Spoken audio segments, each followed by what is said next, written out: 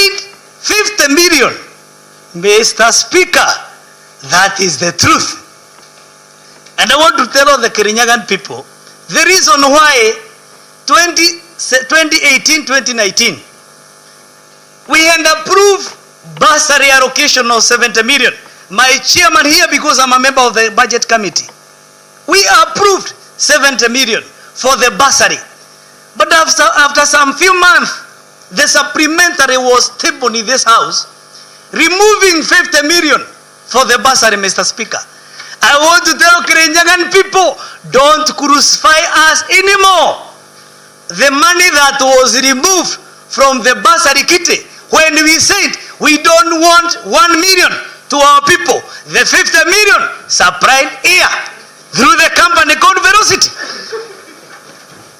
And Mr. Speaker, I wonder, and this is my worry, and I want to say this, even when Goliath and David, they were fighting, sometimes David was ignored because he was a very simple guy. He was a person who had no experience. He was a very simple person. But I want to say this, and I want to quote the Bible the way he said, some come to me with a chariot, but I will stand with the name of God. And this is what I want to say, because when my people were giving me the opportunity to serve them, they knew that I'm a preacher. And I want to say, as the way David said, somebody may ignore these MCAs. You may call them the name, but I want to say there is God who is in Senate. There is God who is where the President Uhuru Muigai Kenyatta, he is sitting. And I want to say, by summarizing this, Mr. Speaker, President Uhuru Muigai Kenyatta directed all the pending bills to be paid to the suppliers. And I want to say this with a lot of humility. Mr. Speaker, those people, because they were Kenyan, they were Kirinyagan, and they were given an opportunity through the right procedure to do work in this county. I want to say this, Mr. Speaker, they are not yet paid. Some they have suffered from high blood pressure. While the Velocity, this company that supplied air, it issued invoice the same day and it was paid the same day. Mr. Speaker, I rise in support of this motion that Governor, we are not going to suffer anymore. I rise in support of this motion, Mr. Speaker. Thank you. Honorable Waitito.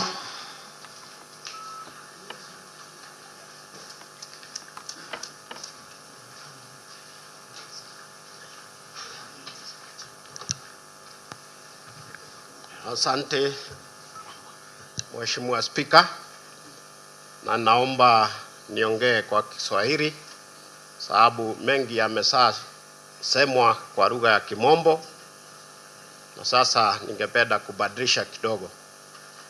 Mheshimiwa Spika,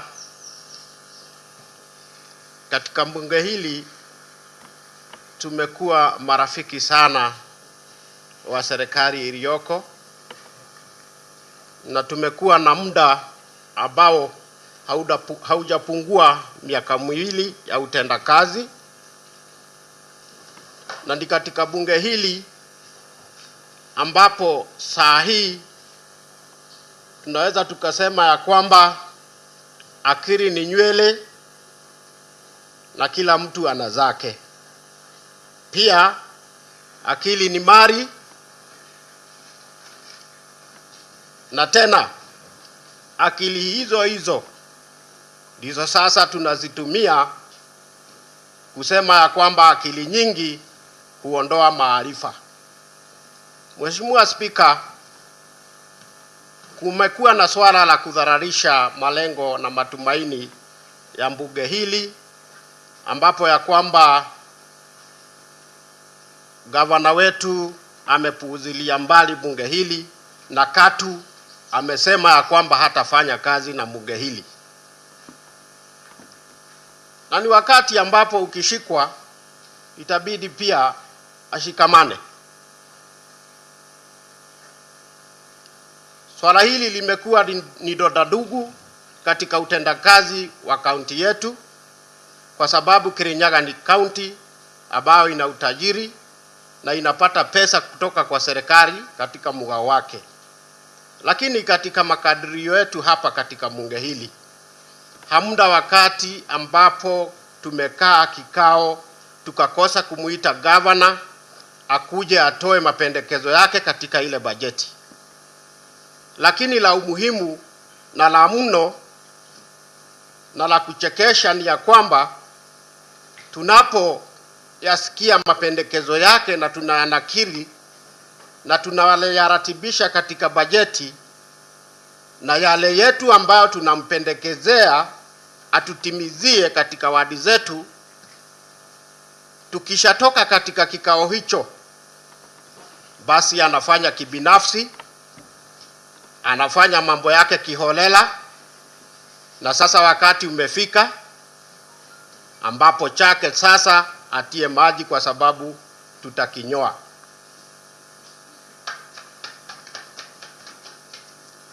Swala lingine ni ya kwamba serikali kuu kwa wakati huu hata inaendelea kupeana misaada ya chakula kwa watu ambao wanahitaji. Lakini angalieni ndugu zangu, jinsi chakula hiki kinavyopewanwa katika wadi zetu. Katika wadi yangu yamkini ya kwamba hakuna watu ambao wako na njaa, kwa sababu sina siku hata moja naweza nikasema nimeona gavana akiwaletea watu wangu chakula.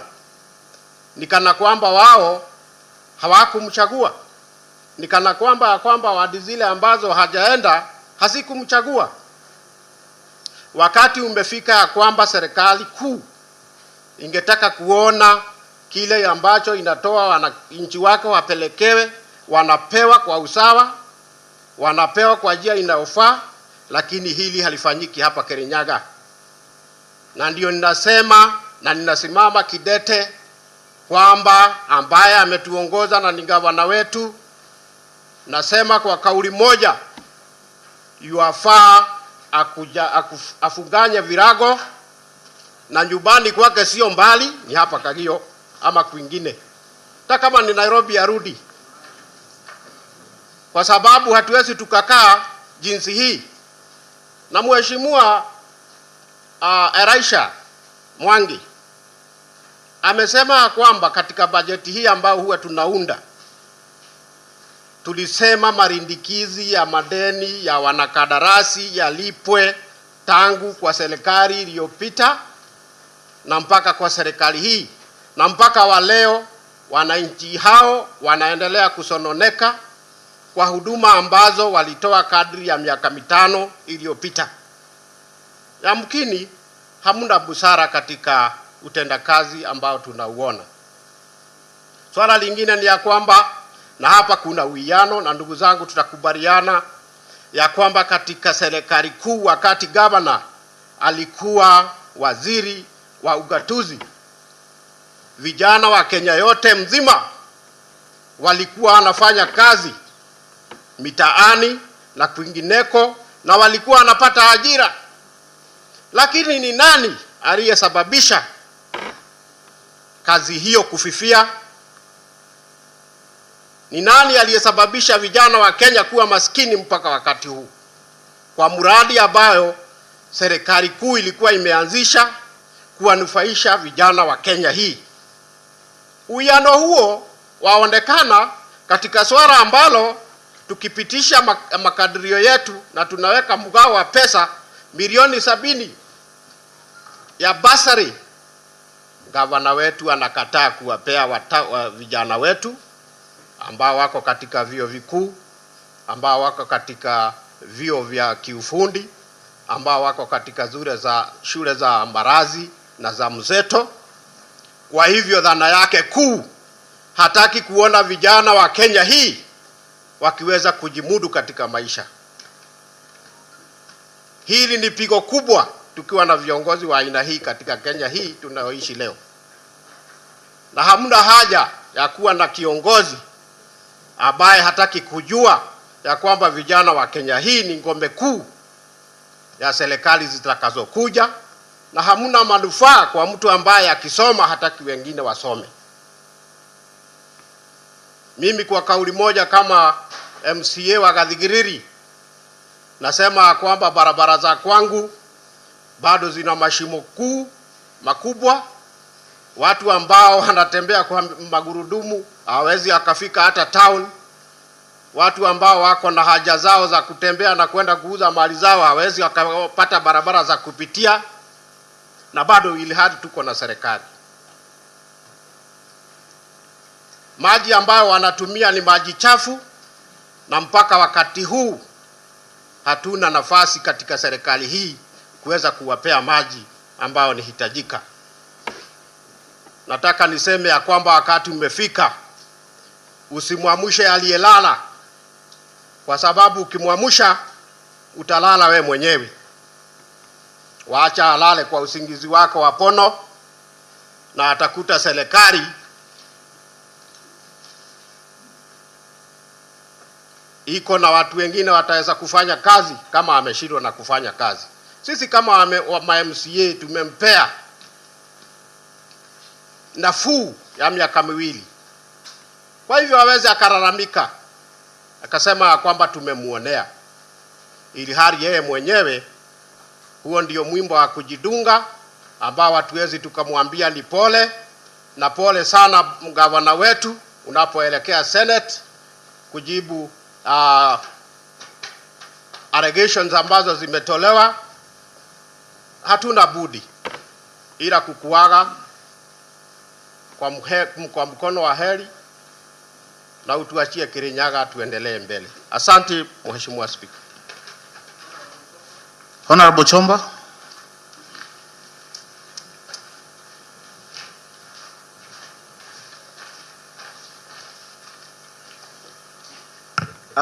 Thank you, Mr. Speaker.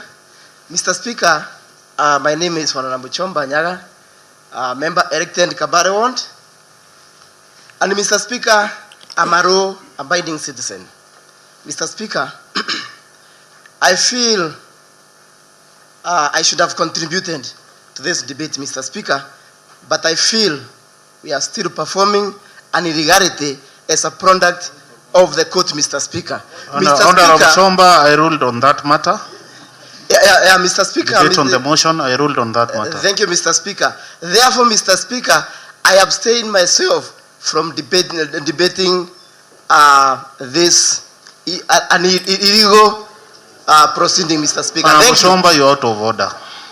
Honorable Morin.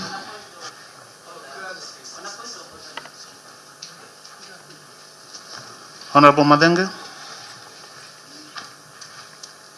Honorable Chomba. Mr. Speaker, I think you'll need to withdraw on that statement. He needs to withdraw because we are not conducting an illegality here, Mr. Speaker.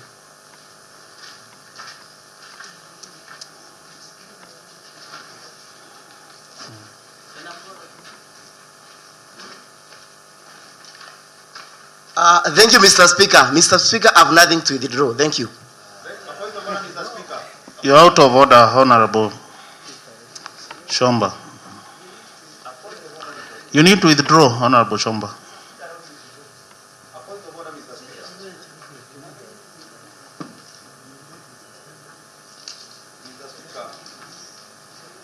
Honorable Chomba.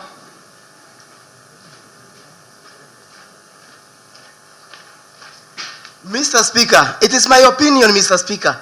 I had ruled on the matter. You are out of order. I had ruled on the matter. You are out of order. It is my opinion that Mr. Speaker, this matter is in the court, Mr. Speaker. You are out of order. My opinion has to be respected, Mr. Speaker. Honorable Chomba, you are out of order.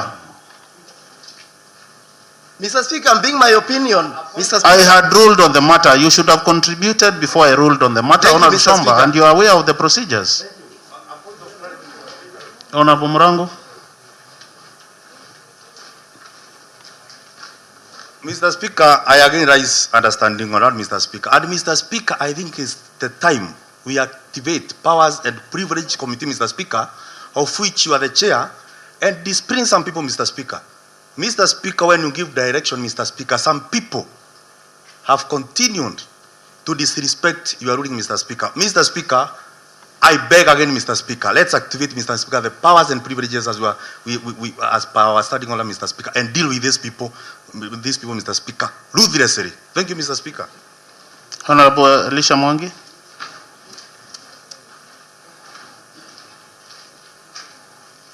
Mr. Speaker, I stand in order number 1 because, Mr. Speaker, I want to say this.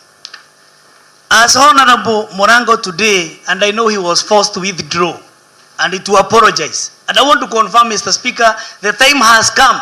There is no honorable member who will be attending this assembly when you are drunk. Because it is bringing a lot of confusion, Mr. Speaker. Honorable Ashera.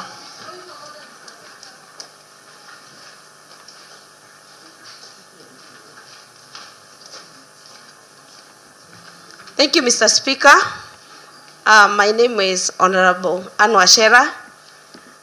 Mr. Speaker, I raise on a standing order number 1 regarding Honorable Chomba's comment on the floor of the House. Mr. Speaker, I would wish you clarify all, you give the correct discipline which is supposed to be for Chomba. For you have ruled, he withdraw the statement and he is arrogantly sitting down and coming back here and saying he has nothing to withdraw, Mr. Speaker. Thank you.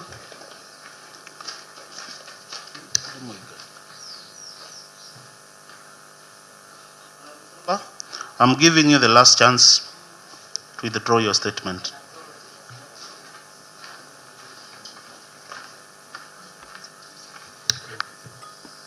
Thank you, Mr. Speaker. Honorable Shomba. Thank you, Mr. Speaker. Mr. Speaker, I've seen I'm a raw and binding citizen. Mr. Speaker, it is a matter of withdrawing, Mr. Speaker. I withdraw. Thank you, Mr. Speaker. Okay. Let's proceed.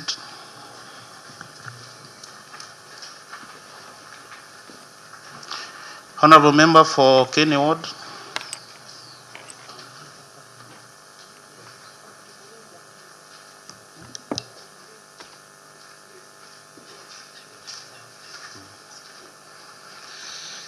Mr. Speaker, sir, I'm Johnson Munana Moragori, representing Kenny Ward. I rise in support of this motion. 1, because when we were being elected in 2017, we were elected on development agenda. Our people were very expectant of us. When we go to the roads, our roads are in deplorable state. We have stored projects. Like in my ward, I have several markets, like Iberegu Market, which was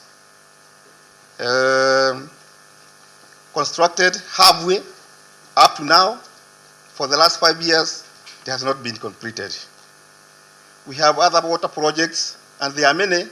We have Kiangai, we have Kiamugongo, we have Kianjiro, which stored, and up to date, they have not been completed. ECD classes, health centers, very many stored projects. And that's why I'm voting for Anne Mombi Waiguru, the governor of Kirinyaga, to go home. Honorable member for Inouye Ward.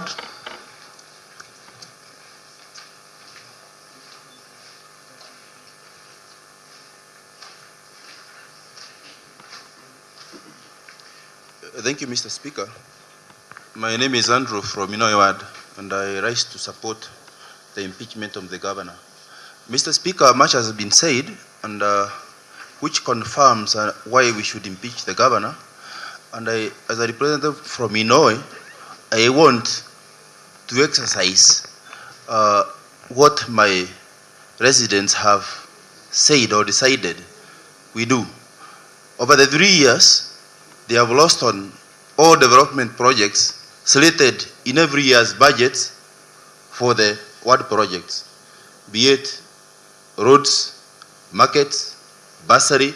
They've lost everything for the last 3 years. Not a single project in Inoi ward. And for that, the pain of my people from Inoi, I say the governor must go. I support the motion, Mr. Speaker. Thank you. Honorable Maureen.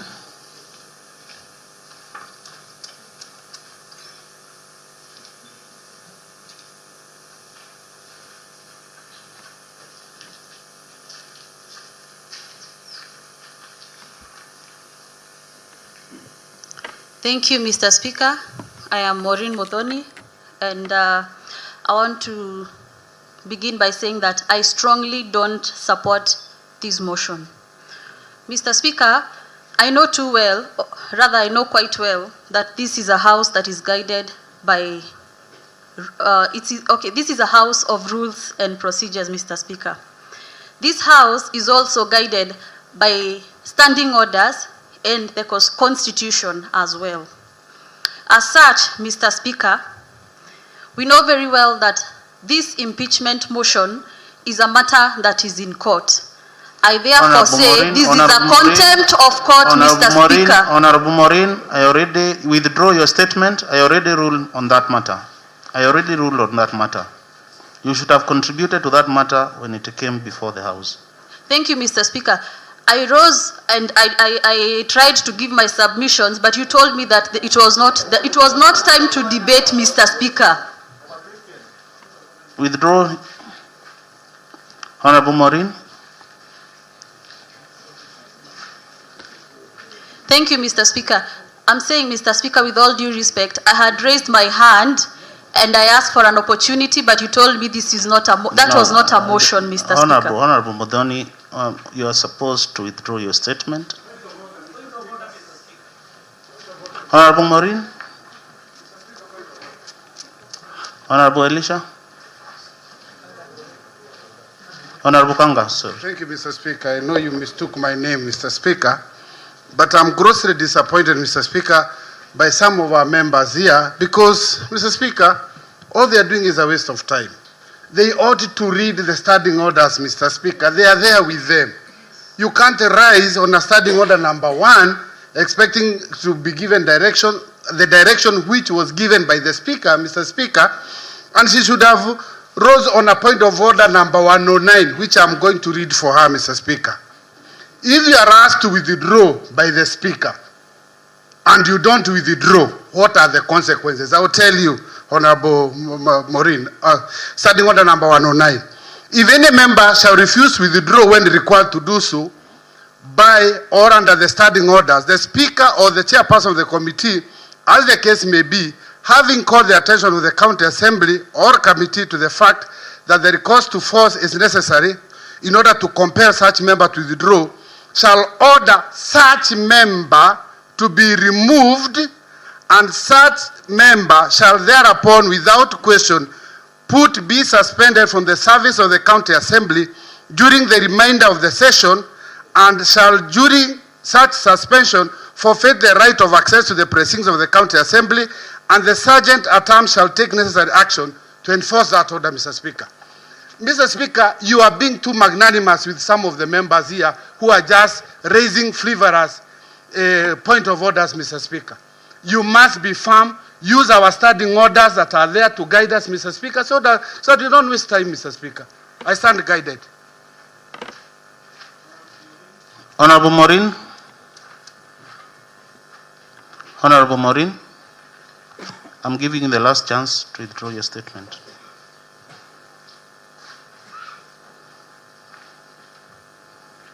Thank you, Mr. Speaker. And I would want to make it clear that I had not risen on a point of order. However, I withdraw. Let's proceed. Honorable Wangoi, please reply.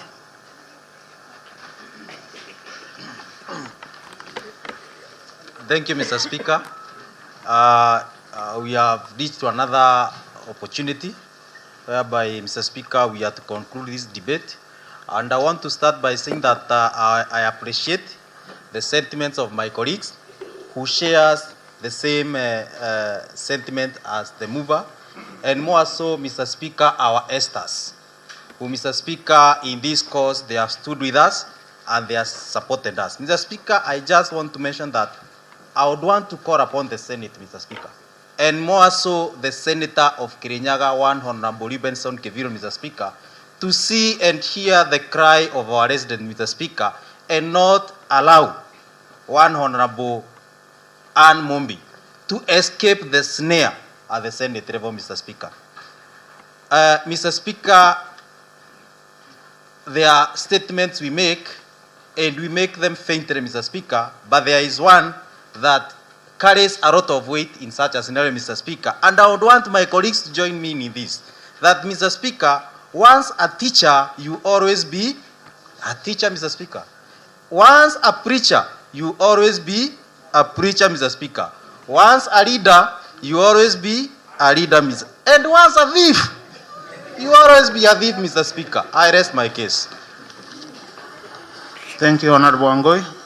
Honorable members, before I put the question, Standing Order number 58(9) provides that before the question is put, the Speaker may allow the Governor to address the Assembly. I want to confirm that my office extended an invitation to Her Excellency the Governor, and her evident absence is indicative of her wish not to appear. I now put the question.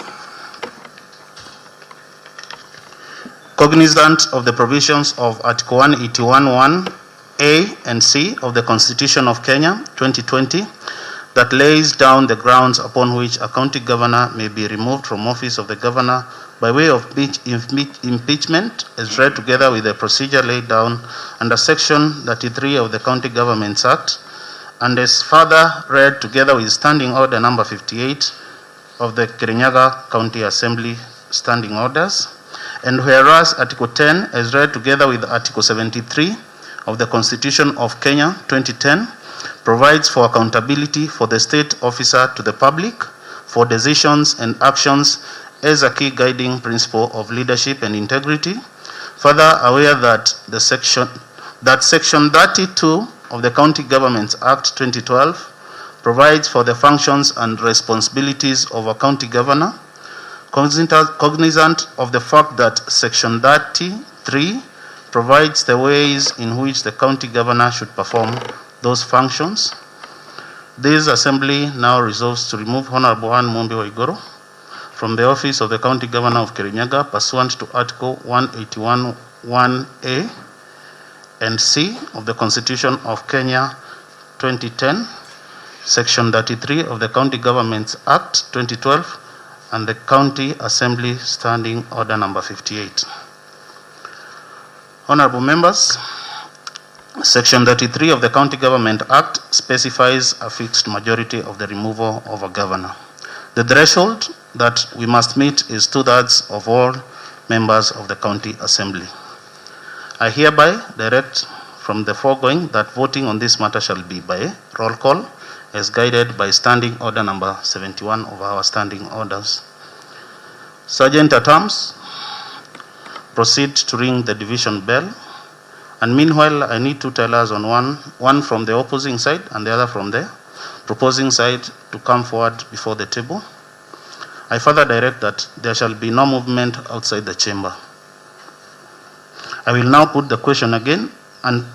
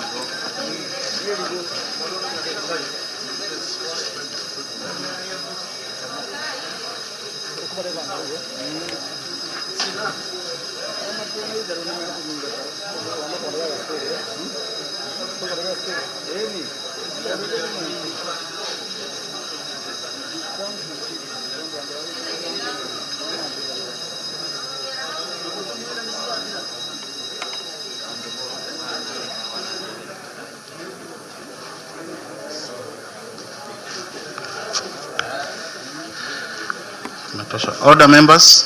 Order members.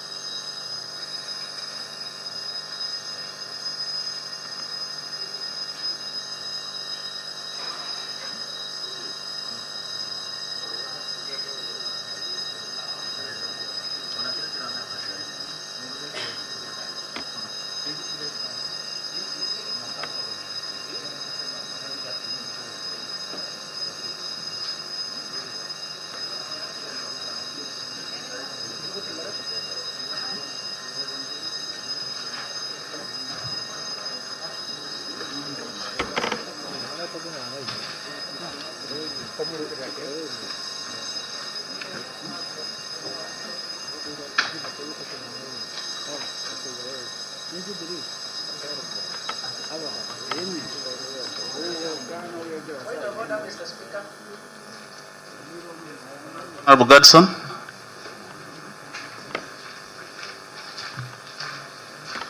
Mr. Speaker, I'm raising on standing order number 1. And in respect of one of us, Mr. Speaker, who is not with us, Mr. Speaker, because she underwent a very rigorous times, Mr. Speaker. She has been sick, Mr. Speaker. I would wish, for the respect she had for us, Mr. Speaker, she wanted very much to be with us here to vote.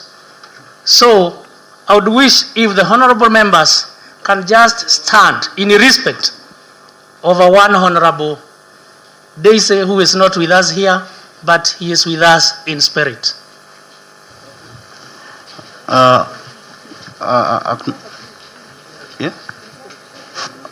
Honorable Godson, proceed. Thank you, Mr. Speaker. Approved. The Speaker has approved. Let us raise in respect of one of our own. Thank you, honorable members.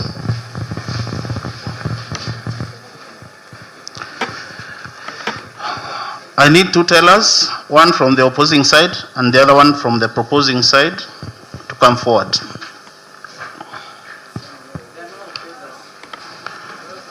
A member from the opposing side.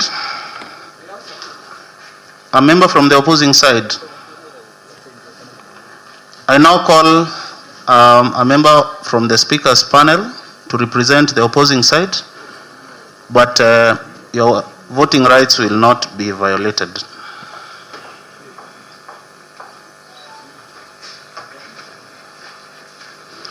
Meanwhile, there should be no movement within the chamber, outside the chamber. On a clarity, Mr. Speaker, understanding order number 1. Yes, Honorable Madenge. Is there a possibility of putting a question now that even the motion that was tabled, we've signed all of us 30 out of 33? Yes. Or we have to follow this procedure? Honorable Madenge, we have to follow the procedures. And I will now again put the question. Yes, Honorable Murango.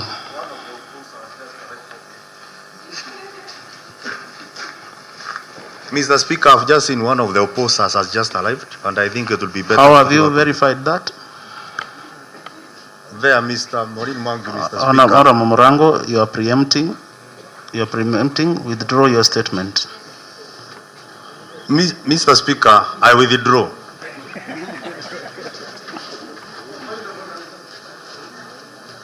Yes, Honorable Kanga. Thank you, Mr. Speaker. A quick one. Mr. Speaker, I have an apology of 2 of the members who have just left, but they informed me that they would have loved to vote. I don't know what to be your direction, the Honorable Fundi and the Honorable Kangai. Oh, they're there, Mr. Speaker. Thank you. Because they have just Honorable come back. Kanga. Thank you. Okay. I now put the question again. Cognizant of the provisions of Article 181(1)(a) and (c) of the Constitution of Kenya 2010, that lays down the grounds upon which a county governor may be removed from office of the governor by way of impeachment, is read together with the procedure laid down under Section 33 of the County Government Act, and as a further read together read with Standing Order Number 58 of Kirinyaga County Assembly Standing Orders.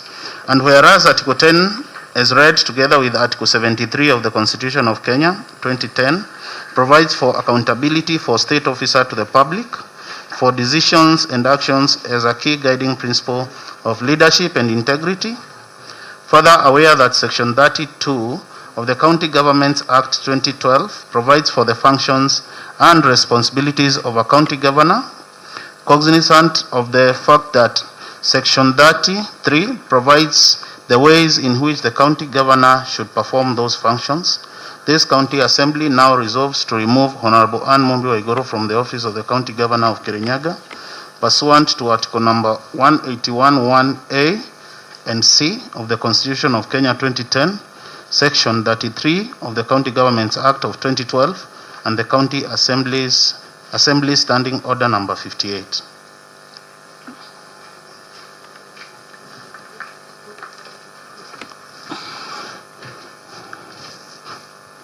Clerks at the table. Clerk, read the names of the members present. Honorable Murango James Kamau.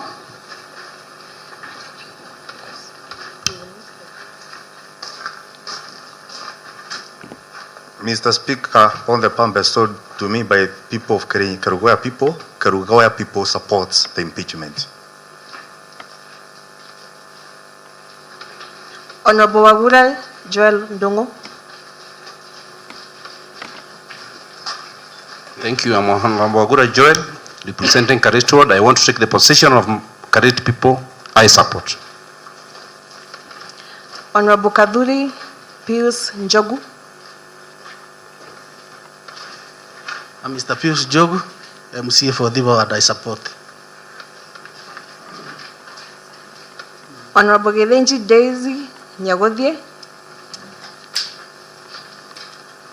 Honorable Daisy Nyagodie Gedenji. Honorable Speaker, the Honorable Member is absent. Honorable Maina Samuel.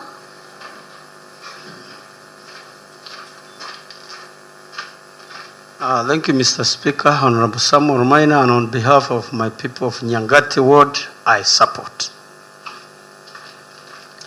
Honorable Madenge David.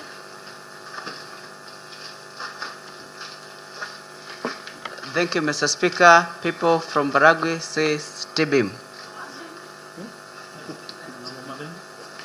Yes, Mr. Speaker. Kindly use parliamentary language. Sorry, Mr. Speaker, I withdraw. It means yes, we vote. Honorable John Milika Getare. Honorable John Getare Milika. Honorable Speaker, the honorable member is absent. Honorable Mushina Gadson.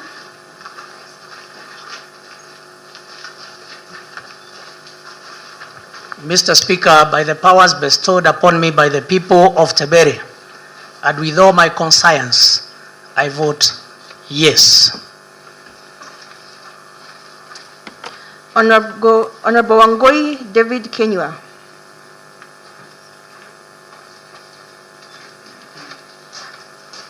Honorable Speaker, the voice of Mutira is Waiguru must go. Honorable Mureithi Caroline Wanjiko.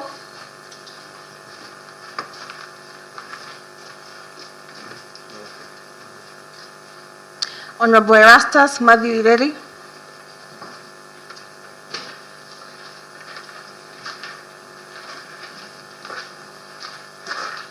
Thank you, Mr. Speaker. I'm Honorable Matthew Erastus, Catas of Gariamba people. Gariamba people have voted yes. Honorable Karaoke Ivan Ndege.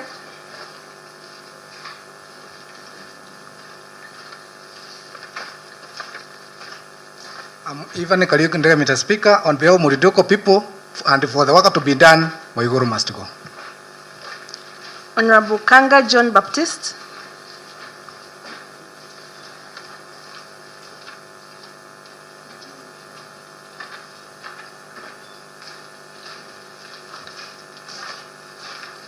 Mr. Speaker, on behalf of the people of Wamumu Ward, I vote yes. Waiguru must go.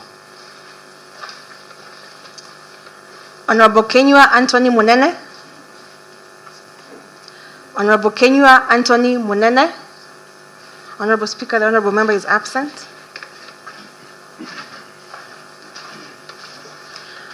Honorable Kirawo Simon Waitito.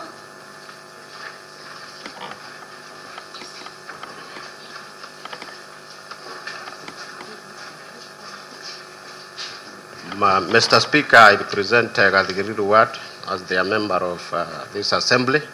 The Gadigiri people suggest the removal.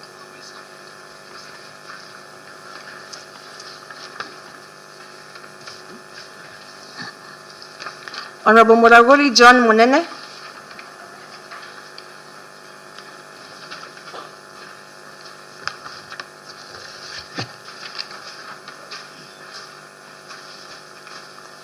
Mr. Speaker, I, Johnson Munana Muragori, representing Kene Ward, and the people of Kene vote yes.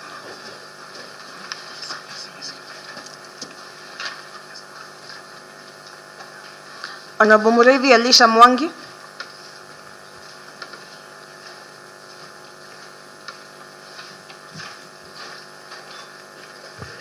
Thank you, Mr. Speaker. My name is Honorable Elisha Mwangi. Mukure people vote yes.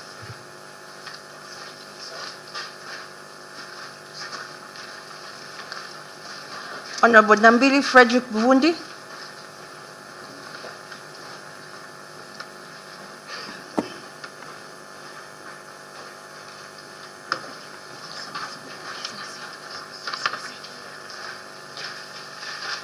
Mr. Speaker, I'm Honorable Frederick Fudi, representing Jokeni Ward.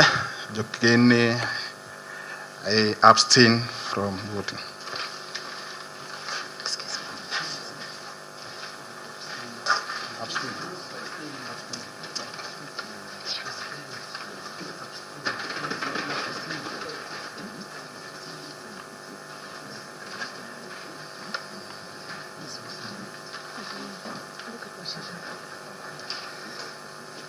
Honorable Ngiria Harrison Mwangi.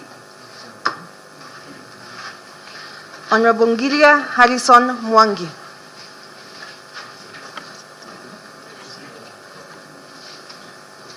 Honorable Speaker, Honorable Ngiria Harrison Mwangi is absent. Honorable Njomo Peter Nganga.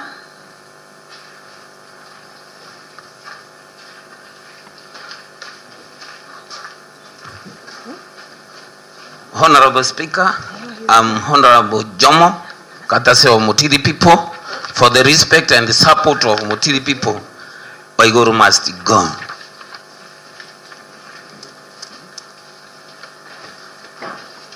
Honorable Nyega Patrick Chomba.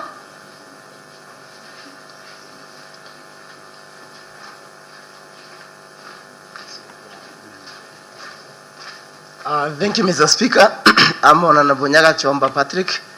I abstain.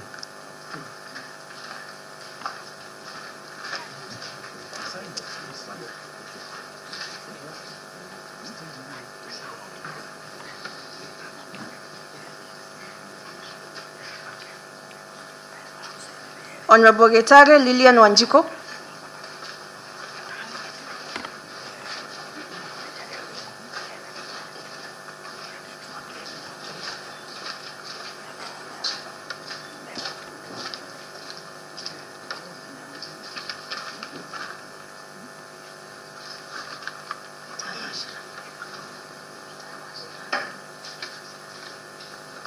Honorable Karaoke Ann Washara.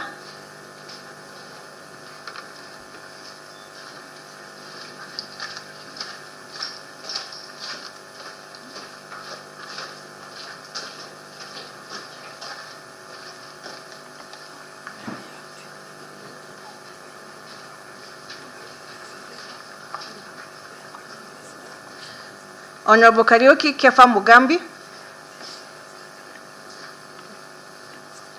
Honorable Karaoke Kefa Mugambi.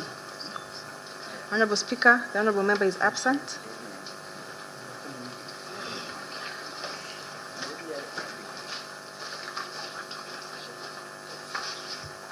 Honorable Mbetaro Beatrice Njoki.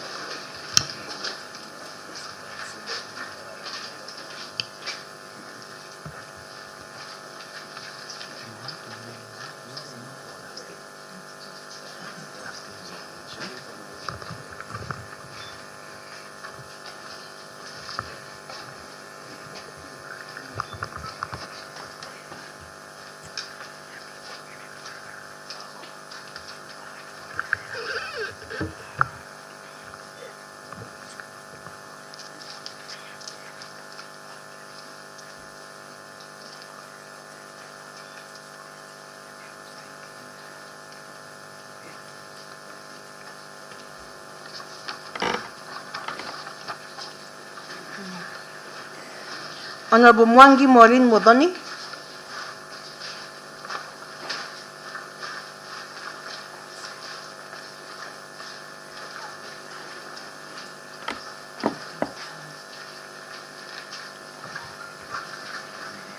I am Maureen Modoni and I abstain.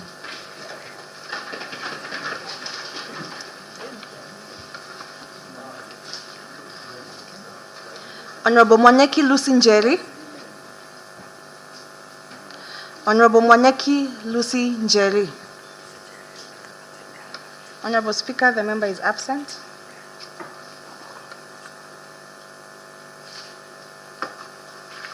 Honorable Njage Joelisa Wangwere.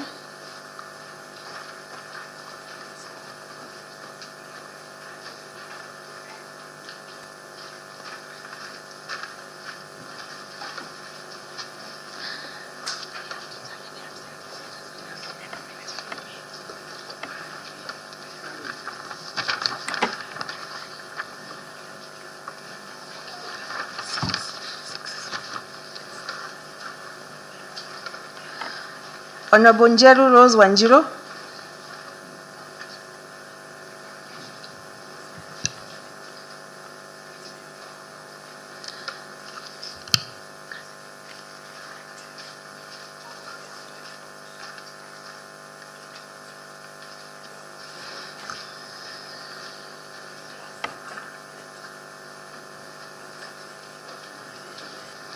Honorable Njiro Edwin Kariuki.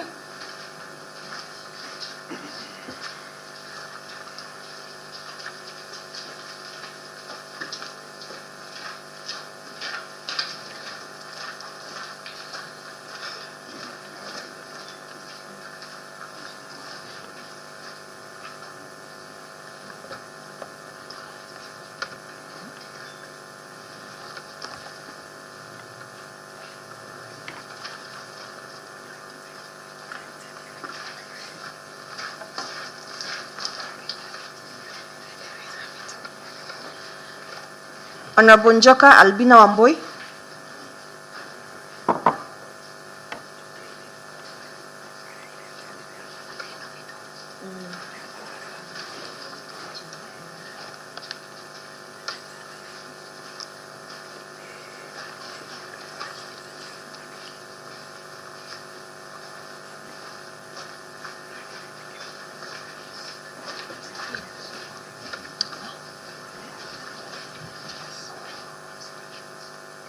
Honorable Wakalia Scholastica Nyawera.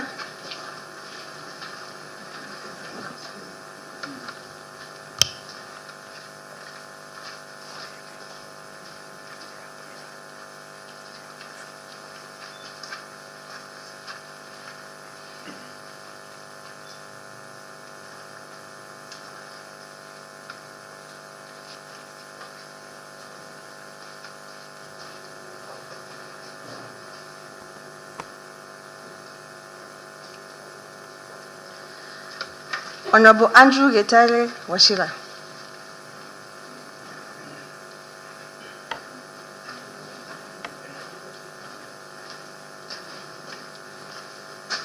Mimi ni Andrew Getale kutoka Inoi, napiga kura kutoa gavana.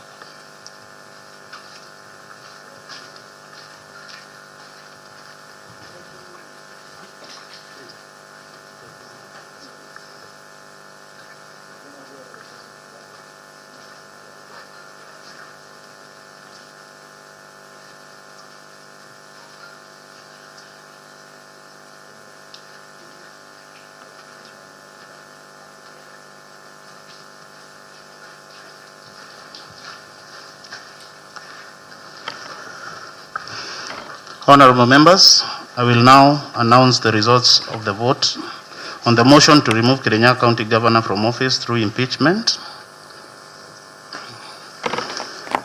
Members who voted yes, 23. Members who have abstained, 4. Members that have not voted, 0. Members absent, 6. Honorable members, I can therefore confirm that the vote has met the 2/3 requirement to decide on this question. The ayes have it. Honorable members, I would also like to refer you to Standing Order number 33, Section 2. Section 33(2), that if a motion under subsection 1 is supported by at least 2/3 of all the members of the County Assembly, 1, the Speaker of the County Assembly shall inform the Speaker of the Senate of the resolution within 2 days, and that the Governor shall continue to perform the functions of the office pending the outcome of the proceedings required by this section. Honorable members, there being no other business, this House stands adjourned up to today afternoon, 2:30 p.m., the 9th of June 2020. Thank you.